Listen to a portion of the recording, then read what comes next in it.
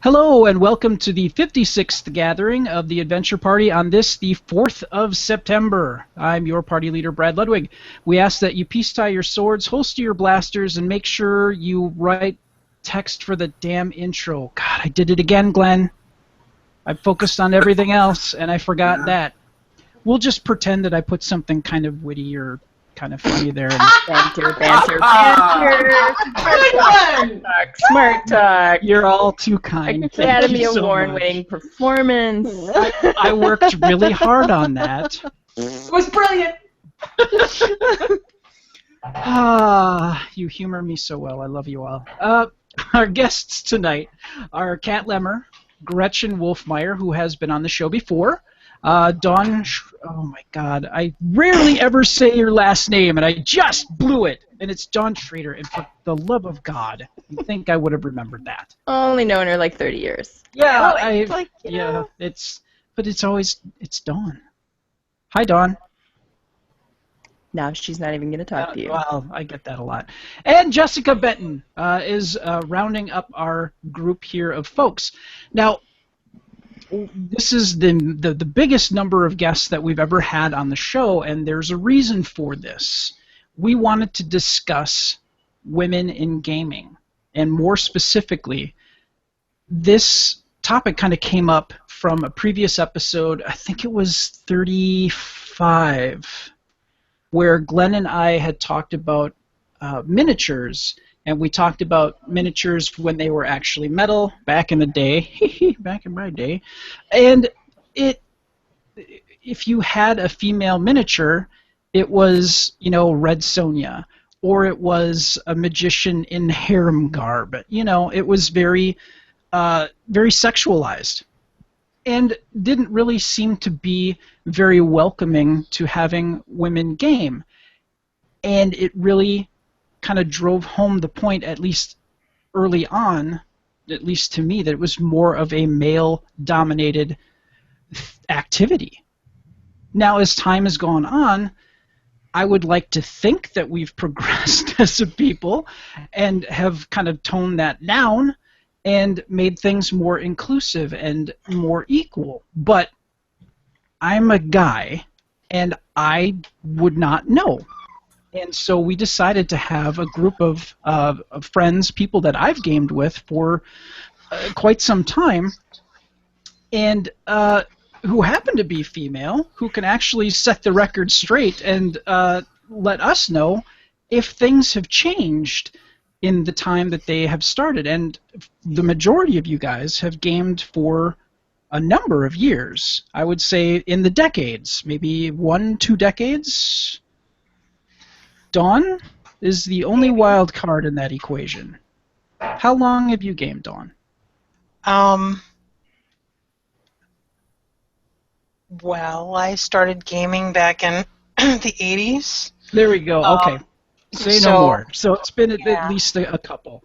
Okay. So you guys would have a good point of view, a point of reference in these past 20-some years to let us know if things have actually progressed, if it's been less testosterone-driven, if it is more inclusive, and if so, what has changed? What has changed from your perspective? And again, that's something that Glenn and I can't speak to, and that's why we wanted to have you here. So that is what we will be discussing this evening.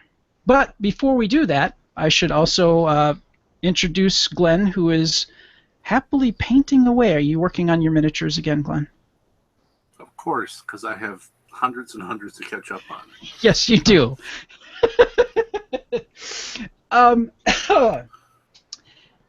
Glenn is a movie reviewer, and he does the YouTube show The B-Movie Bunker, and he created the RPG Mistrunner. And you're painting away happily. I'm going to assume that you're happy as well. I am as happy general as one can be doing something that they really don't like.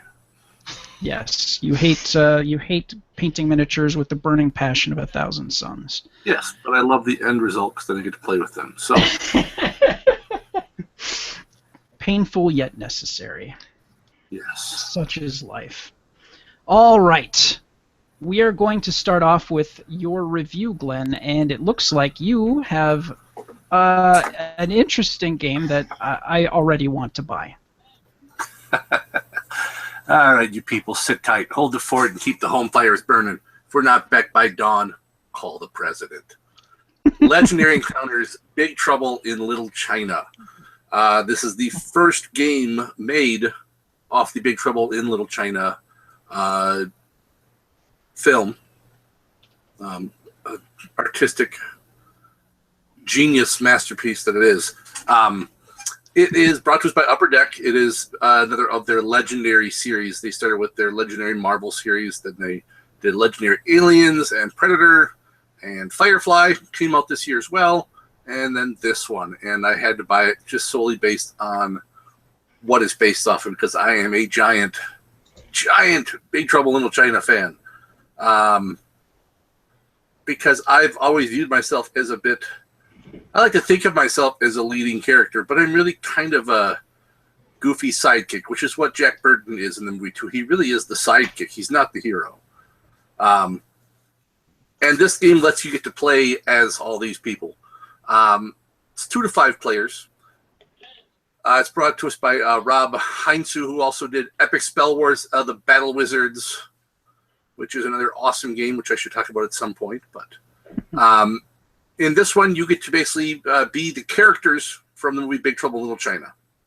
It is a deck-building game where you're going to be fighting against various villains like Lopan and stuff like that. You can be, not you personally, but you'll have characters in your deck like Jack Burton and Gracie Law and Wang Chi and even the Pork Chop Express. Egg Shen can pop up and help you out. So it is... I'm not a giant fan of the Legendary system in general. I like cooperative games, and this system is... I think you have to like the theme of the game to really get it. At least for me, I like the theme. The Marvel one, I'm kind of so-so on. This one, I'm much more involved because I like the characters. I like all the little... There's references on every card to the movies, not just the characters, but also little sayings and little just Easter eggs that pop up here and there. The game progresses pretty simply. I mean, everyone starts with the same deck as you do in just about every deck builder that's ever been made. And on your turn, you're going to flip someone up from the villain deck, which might do something to you right away, or it might not.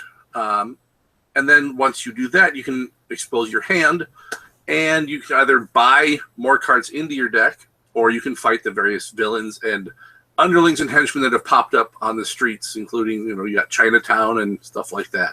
You're trying to defeat the villains before they escape, because if they escape, you take wounds, and wounds are basically just cards that fill up your deck and take up space. So then when you draw cards, you have worthless cards in your deck. That's not fun.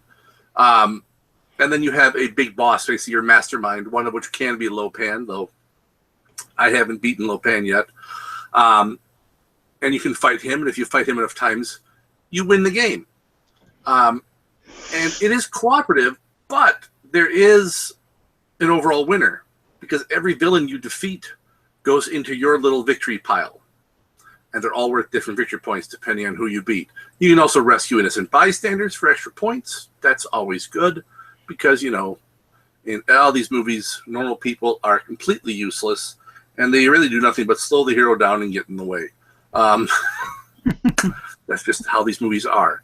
But yeah, it's just... The game just spoke to me because it's Jack Burton. It's, it's Big Trouble in Little I'm China. glad to meet you. Yes. Yes. The check is in the mail. And yeah, like I said, there's all those little Easter eggs, thrown throughout the whole game. And this came out the same time as Legendary Firefly, which I was also very excited about, because I'm also a huge Firefly fan. That one left something to be desired as far as the art went. This one, I think, not only is the art better, it's not amazing, but it's better, but it also just fits the theme better. I mean, I can accept, Yeah. I guess I'm not going to say second-tier art. I guess from a professional standpoint, I could say second-tier art professionally fits this movie, because this is really, I mean, it's really a B movie. It really is. Mm-hmm. So it fits better than with Firefly. While I know it was a TV show, just it should be shinier. Yeah. So I was picking up what you were putting down. Yeah. This one also cost $15 less than the Firefly one. The Firefly one is a bigger box. That one retails for $75. This one's about $60. Okay. Typical game plays in about an hour. But man, And overall, it was enjoyable. I've played it like 4 times now. It is enjoyable. There is this is the one qualm I have with the Legendary games is that it does become kind of repetitive.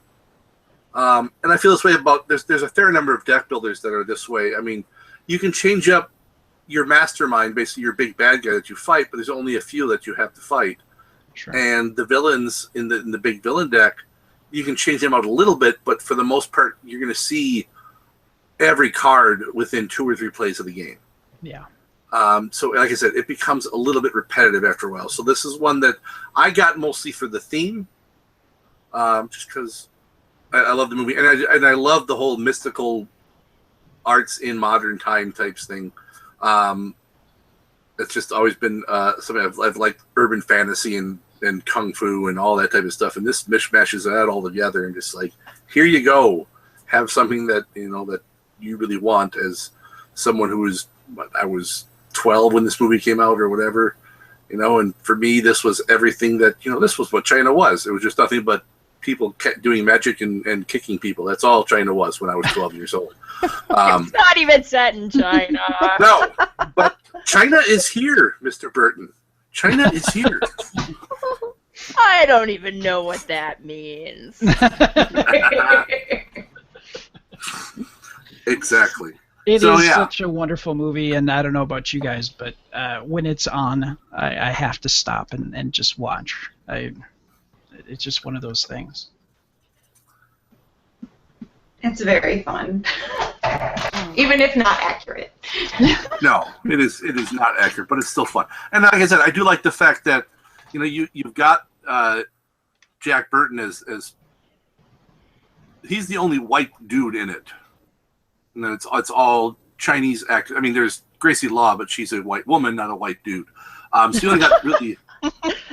Well, Thank you for that distinction. Yeah.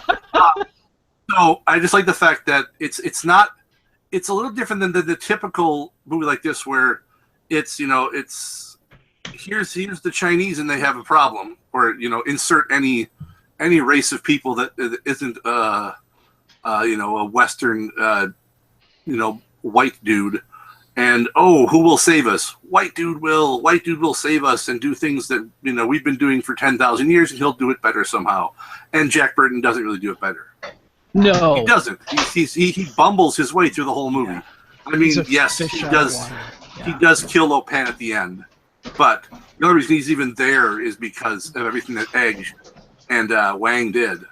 The only reason he's there is because of everyone else who did stuff. So, yeah, that's something else makes it stand out. I didn't pick up on that when I was 12. For me, it was just like, oh my gosh, look at that! This giant monkey fighting a giant samurai, or whatever it was. 2 giant samurai. I'm confusing Scott Pilgrim with this, which had the great nod to this in Scott Pilgrim. But yes. Oh yeah. I never. Oh my God, I never really put that together until you pointed it out. I love Scott Pilgrim. That's such a wonderful movie. But we're not talking about Scott Pilgrim. We're talking about Big Trouble in Little China. So 60 minutes, $60. Well worth it, would you say? I would say if you are a fan of the movie, then yes, it is well worth it. If it's not really your thing, it's an average game. Okay. So if you like the material, great, it's fun. If not, there's better deck builders to buy. You could spend that $60 on something else that you probably would enjoy a little bit more. If you like Scoville. There's so many or games lots out of there. other things. There's so many games out there. Thank you, Kickstarter. All right, we're going to move on to the news now, and we've been talking about, and actually I got emailed out of the blue by somebody that I used to work with. He was in the Green Bay office, and he got a gig in, I don't even know where he is now, Milwaukee or something like that. And he's doing radio there, and just like out of the blue, hey dude, you game, right? And I'm like, I've said maybe 5 sentences to this guy, and he's like, oh, do you do any stuff online? And I'm like, well, I was kind of thinking about doing something. And you know, when you're in a situation like that, there are some companies that actually help you run games with people that live all over the world, and you can do it virtually through some great things that are out there. And that's what this story is about. This is a kind of a comparison of some of the different products that are out there. And this story came to us from... Oh, yeah, and I didn't put the link in there, so now I really feel like an ass. All right, well, we'll give him credit here in just a second. I don't want to be that guy. Nobody likes that guy. Welcome to the Adventure Party, where all our stories are plagiarized. It's from Lifehacker. That's where I got it, lifehacker.com. I'll make sure that the link to that story is in the show notes so you can read it in its entirety, because while I pasted the entire story in here, we don't have 2 hours. So what we're going to do is we're going to talk about some of the major products that are out there. We've got Roll20, which we've talked about a little bit, and I kind of thought that that would be the best for what I was looking to do. There's also D20 Pro, there's Fantasy Grounds, and there's Tabletop Simulator. Now these systems, Roll20, which we've talked about kind of a bit in the past, it's the most popular, and it's been around for a while. You just basically need a web browser, and it doesn't matter if you're on a Windows machine, a Mac, or Linux. And it's just, and there's also apps for it, so you can actually interact with folks using your Android or iPad, for that matter. It has built-in text, voice, and video chat, and it includes support for Google Hangouts, which is kind of, that's one of the biggest selling points, at least for me.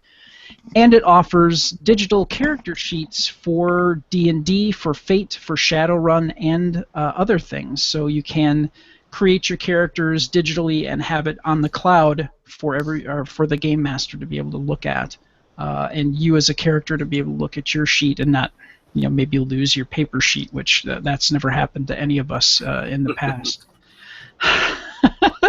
The other thing that Roll20 allows you to do too is you can create custom maps. So you can create your map, put it into your account, and then everybody would be able to see the map. Or you could do like a fog of war type thing if you're doing a dungeon crawl, so you can reveal portions of the map as people are moving through the dungeon. So it's really kind of a cool service, and it does have a free tier, and then you can pay for some other add-ons.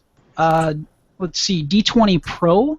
Now that's mostly designed for like D&D 3.5 and D&D 4th edition. It also does stuff for Pathfinder, which is essentially modified D&D 3.5. So it differs in a few ways from Roll20. It's a dedicated app that you need to install on Windows, Mac, or Linux. It does not have any mobile capability. So also, it's not free. You have to, if you're going to use it, you have to pay for it. It does have a 30-day free trial period, and a player license is $10. And if you're the game master, you need to spend $30. Now, it's not like a subscription where you have to, you know, pay that money monthly. It's a one-time fee, but you do have to lay some money out for that. It does have a marketplace where you can purchase modules and art assets, so you could have art available for people to tag onto their character and other pieces. But again, you have to pay for that. So let's see. Third on our list is Fantasy Grounds. It is also a standalone client that you have to install on a desktop, and it's also available on Steam, which is kind of interesting. It supports a lot of officially licensed systems: D&D, Call of Cthulhu, Mutants and Masterminds. That's a name I haven't seen in quite some time. Wow. Yeah, it's digging deep. And because each system is officially licensed, there are great add-ons you can buy. It has an easy-to-reference D&D Player's Handbook, Monster Manual, or the DMG. It's built right into the app. So it also features really cool-looking 3D dice, so you can roll right on the virtual tabletop, so everybody gets to see a roll. So that's kind of interesting. It allows you to export modules to create so other players can play through your campaigns, or just pull some of the best parts and stick them into their own creations. So here comes the price tag, though. You can subscribe for the standard or ultimate editions, $3.99 per month or $9.99 per month, or you can buy it all outright for $39 for the standard edition and $149 for the ultimate edition. Now, if you have the ultimate edition, it allows you to host games for demo players. Standard edition can only host standard and ultimate players. So, yeah, if you want to do it upright, you need to shell out some serious cash for that. And last on the list is Tabletop Simulator, and that gives you a very realistic virtual tabletop experience if that's what you're into. It allows you to play almost any game in a 3D environment with realistic tables and physics, including VR support. So you can throw pieces across the room if you like. Yeah, I'm kind of done talking about that now. It's built for up to 10 players, and it allows 360-degree panoramic backgrounds.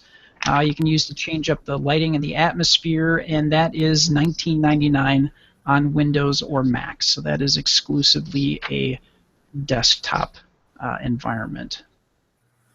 Now,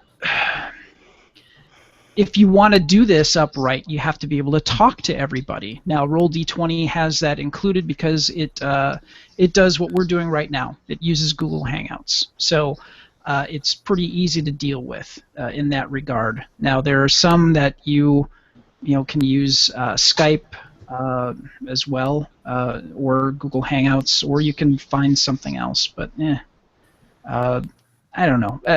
Best bet, Skype and Google Hangouts are the most common, so that's kind of best to stick with that. And yeah, there's more on this Lifehacker article, so check the show notes, and you can read the entire article because it's very lengthy and very in-depth. So I'm going to throw this out to the room.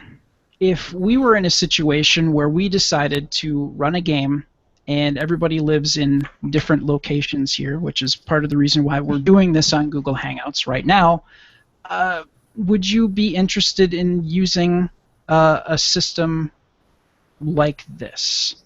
Like, what type of things would you be interested in if you were looking to do something like that? Would you want to have your sheets online? What would you look for in particular? And I'm going to throw this out to the room.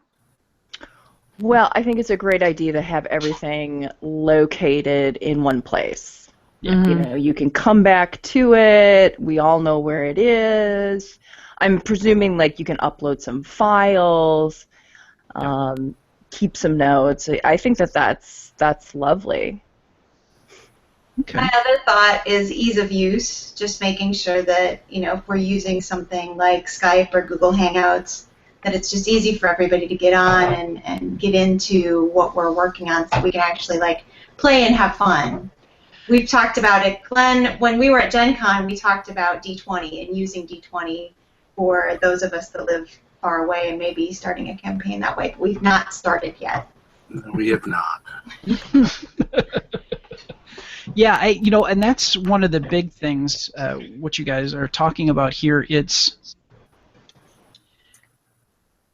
I've had a couple of situations here where equipment hasn't worked right, or somebody's had an issue with software or something like that. Making it as easy as possible. And one of the great things about using Google Hangouts is I sent you guys a link, and you could click and pretty much go. and that's pretty nice. And Roll20 is, Roll20 is basically you create an account, and that's all you need to do. And then as the person that runs the game, you pull people in, and that's it. There's no really fancy, weird things that you need to do. And then the person who's running the game just does all the accountancy for files and things like that. So it's pretty simple and straightforward. When you gonna run something for us there, buddy? You know, I've got an idea, and I've been putting some things together, and I'm kind of working towards doing a live play thing and recording that. So I fun. would most certainly like to do things like that. So I don't have a date on that yet, but I am working towards that. So I will let you guys know as soon as I've got something set up, and we can work on dates and stuff like that. So I do want to do that. It would be, well, I know, Kat, you're not a huge fan of White Wolf. Why are you doing this to me like on the air, dude? Oh my god. Well, So it's more like we ran a LARP for a decade. Yeah, I was gonna say, how many years? But the LARP system and the table, the RPG, it's different. And I'm not really calling you out. Everybody's got their own favorite system that they like to play. For sure.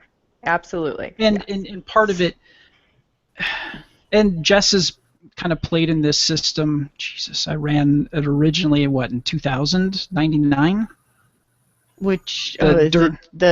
Dirgewood. Oh my gosh, it was before Harry was born. So yeah, 99. Yeah. So it basically it's fun. It's a heck of a story, and I'd love to get back to it. And you're not playing a vampire or werewolf. You're actually playing like post-Civil War, like 1870s, late 1880s, and you're playing. You're starting an organization of people that investigate the supernatural, and Nice. it runs in the White Wolf universe. So, Cool. It's a very cool story. It's a really neat premise. but the thing that I really kind of shot myself in the foot with is, I'm like, it needs to be dual time periods. So you create the history together, and then you have your descendants who are a part of this group later on. Nice. Who are That's dealing great. with the history. So everybody, and So I think let's forget about talking about women in gaming and let's do that. Talk about gaming ideas. Come on. Hit me up here. Here we go. My books are over there. Now, and it really kind of seemed like a fun idea, because then everybody's invested in creating the history together. Yeah. Cool. So, yeah, I would definitely throw that invite out to you guys. But anyways, that's for another time. I think we're going to wrap up the news story here, unless anybody else has anything else to say about running things virtually through the interwebs. Nope. All right. We are going to move on then, excuse me, to our Kickstarter spotlight. And last time, Glenn, you gave us Fallin Land, Land. a Fallen post-apocalyptic Land. Mhm. board game. And things are looking good here. What do you got? Well, they only have 2 hours to go. Yes. They were looking for $30,500, and they are currently sitting at $60,442. So this is being made. This is a go. Yep. And It I'm is sorry. just a giant board of America, and it's post-apocalyptic. And what's not to love about the post-apocalypse, from the fact that I would be dead really, really fast, or tied to the back of someone's motorcycle, something. Yep. But it's got a lot of. It looks like it's got a lot of just meaty chunkiness to it, which I like. chunky games sometimes when I can find the right people to play them with. Yeah. And just it looks like there's a lot going on with this game. So and I'm glad it's being made. Yeah, the cards on this are wonderful. It looks like the mechanics look pretty cool, and yeah, they made pretty much double what they were looking to get to make this happen. So they've unlocked a number of things to add to the game. So this is going to have, and I think we talked about how it didn't look like it wasn't like weird esoteric stuff that they were unlocking. It was stuff. No, there's a lot of improvements for the actual game, making the cards out of better material and making them just better in general and making things better was a lot of the earlier, the lower level unlockable parts. Yeah. Was we're just going to make a better game as opposed to just are the same and just here's a whole bunch of extra little tiddly bits that you don't really need.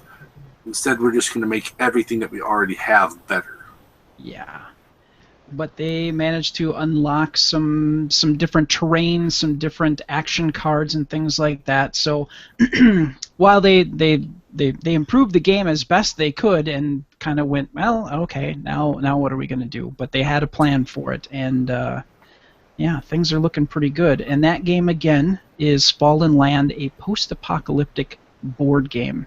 As of right now, while we're recording, on September 4th, it has 2 hours to go. So if you are checking us out on, right now we're on YouTube. People can watch us live on GNcasts, and we're also on live right now. And of course, right now, my brain is just, I've been playing too much Fallout 4, and anything that is not Fallout 4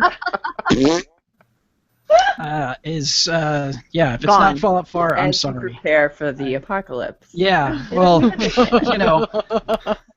I've conquered Nuka World as of this point, so I feel like I've accomplished. Actually, I'm going to cry later as how much time I've actually spent playing Fallout 4. I could have probably become a surgeon with the amount of time that I've put into that. We're going to now talk about me not crying and talking about Thornwatch by Lone Shark Games. That is going to be our spotlight this week. And yeah, Lone Shark Games and Penny Arcade have combined forces to create the first Ironwood Adventures game, Thornwatch. Now, Penny Arcade, if you've never tread on the internet, it is a very long-running webcomic.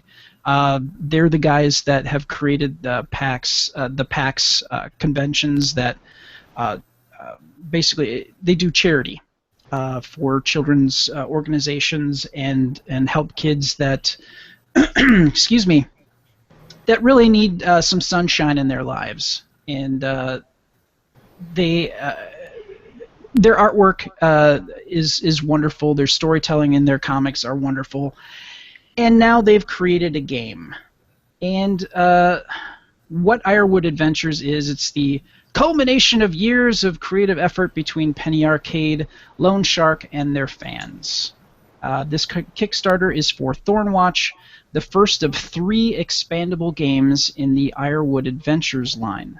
The next 2 games, Lookouts and Daughters, will interlock with Thornwatch so that any game of any of the 3 is fully compatible with the other 2. Wow, that sounded really complicated. Basically, you could play 1, you could play any 2, you could play all 3. You don't need to play just 1 to make this work. And they all revolve around a common engine, which is Ironwood. So, I'm going to share the screen here because you get to see some of the maps and some of this stuff here. So if you are checking us out on YouTube, there we go. So they've got a stylized look to some of their work here. And you really need to check, this is so in-depth. You really need to check out Kickstarter.com and look for Thornwatch. And you can check out the playthrough video and everything.